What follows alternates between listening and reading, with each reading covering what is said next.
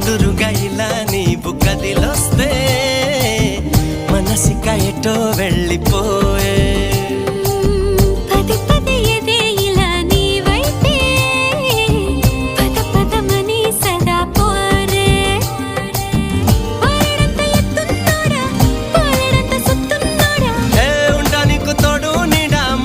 పడి ఎడా పెడా